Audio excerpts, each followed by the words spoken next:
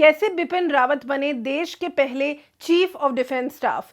देश के पहले चीफ ऑफ डिफेंस स्टाफ की हेलीकॉप्टर क्रैश दुर्घटना में मौत हो जाने के बाद देश भर में उनके लिए श्रद्धांजलि और दुख जाहिर किया जा रहा है। वहीं दूसरी ओर कश्मीर और गुजरात से उनके खिलाफ टिप्पणी करने वालों पर मुकदमे दायर किए गए हैं। आज द वायर एक्सप्लेन्स में हम बात करेंगे उनके सफर की और जानेंगे कि कैसे बिपिन रावत देश के सबसे पहले चीफ ऑफ डिफेंस स्टाफ बने और उनके निधन से जुड़ी हुई अपडेट्स।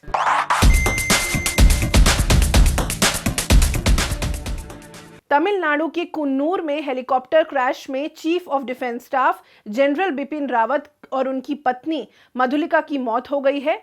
हादसे में अब तक कुल 13 लोगों की मौत की पुष्टि हो चुकी है। देश के पहले chief of defence staff general Bipin Rawat 40 से अधिक सालों से सेना में अपनी सेवाएं दे रहे थे। 2019 में स्वतंत्रता दिवस के दौरान नरेंद्र मोदी सरकार के द्वारा सेना का नया पद चीफ ऑफ डिफेंस बनाते हुए बिपिन रावत की नियुक्ति की गई और उसकी घोषणा की गई। 40 साल से ज्यादा के कार्यकाल की शुरुआत बिपिन रावत ने लेफ्टिनेंट जनरल के रैंक से शुरू की थी। 2016 में उन्हें सेना प्रमुख बना दिया गया था। इस पद से रिटायर होने के बाद उन्होंने चीफ ऑफ डिफेंस स्टाफ की कमान संभाली थी। वो पौड़ी गढ़वाल, जो उत्तराखंड के क्षेत्र में आता है, वहां के रहने वाले थे। उनका पूरा परिवार इंडियन आर्मी के साथ पीढ़ियों से जुड़ा हुआ था।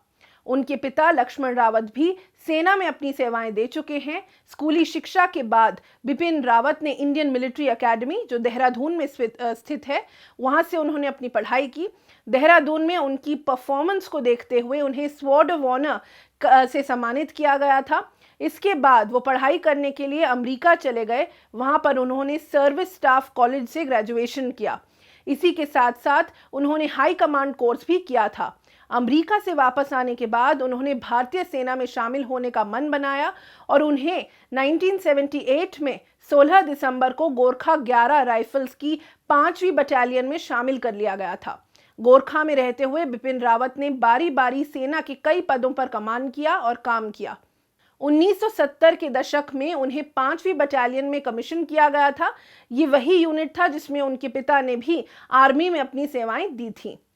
रावत ने बहुत से हाई ऑल्टीट्यूड वॉरफेयर में अपना योगदान दिया। इसी समय पे वो काउंटर इंसर्जेंसी, जो उग्रवादियों के खिलाफ ऑपरेशंस होते हैं, उसमें भी वो सक्षम रहे। ऊंची जगहों के युद्ध में वो एक्सपर्ट थे और लेफ्टिनेंट जनरल बिपिन रावत को ऊंची चोटियों की लड़ाइयों के लिए ही जाना जाता था। उन्होंने आतंकवादियों से लोहा लेने के लिए कई ऑपरेशन चलाए। बिपिन रावत ने नॉर्थ ईस्ट में चीन से लगे LAC पर एक इन्फेंट्री बटालियन को भी कमांड किया। उसके अलावा वो कश्मीर जैसे हॉटस्पॉट इलाके में राष्ट्रीय राइफल्स और इन्फेंट्री डिवीजन की कमांडिंग ऑफिसर भी रह चुके हैं। बिपिन रावत 2008 में कांगो में UN पीस कीपिंग ऑपरेशन में इंडियन ब्रिगेड के चीफ रहे। यहाँ पर उनके द्वारा किए गए काम की काफ़ी सराहना की गई है। उनका अंतर्राष्ट्रीय स्तर पे जो काम था उसकी काफ़ी सराहना की गई है। यूनाइटेड नेशंस के साथ काम करते हुए उनको 2 बार फोर्स कमांडर कमेंडेशन सम्मान से नवाजा गया।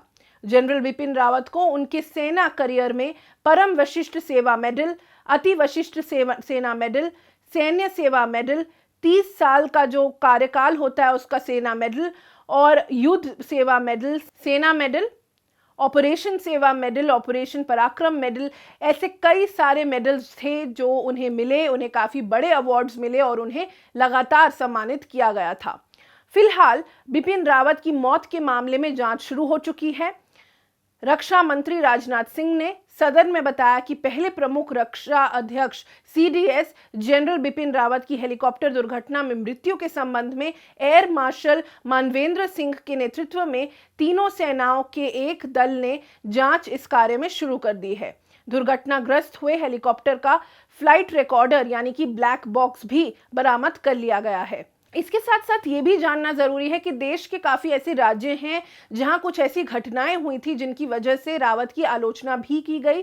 इसी के तहत उनकी मौत के बाद कई लोगों ने आपत्तिजनक टिप्पणी की है, जिसके बाद उन पर मुकदमे दायर किए जा चुके हैं।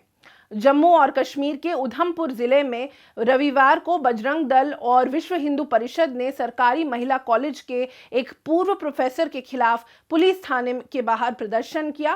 प्रदर्शनकारियों का कहना था कि पूर्व प्रवक्ता ने तीनों सेनाओं के प्रमुख रहे जनरल बिपिन रावत की हेलीकॉप्टर हादसे में मौत के बाद देश विरोधी टिप्पणी की है। प्रदर्शनकारियों ने थाने में एक लिखित शिकायत भी दायर की और पूर्व प्रवक्ता के खिलाफ कार्रवाई की मांग की। वहीं गुजरात में भी एक 44 वर्षीय व्यक्ति जिसने अपने फेसबुक पेज पर chief of defence staff general Bipin Rawat की मौत के बारे में कथित रूप से कुछ अपमानजनक टिप्पणी की थी, उनको भी अहमदाबाद साइबर क्राइम सेल ने गुरुवार को गिरफ्तार कर लिया। हालांकि पुलिस ने स्पष्ट किया है कि उन्हें उनके पिछले पदों के लिए गिरफ्तार किया गया है, जिसमें अपमानजनक लहजे में भी काफ़ी ऐसी टिप्पणियां हैं।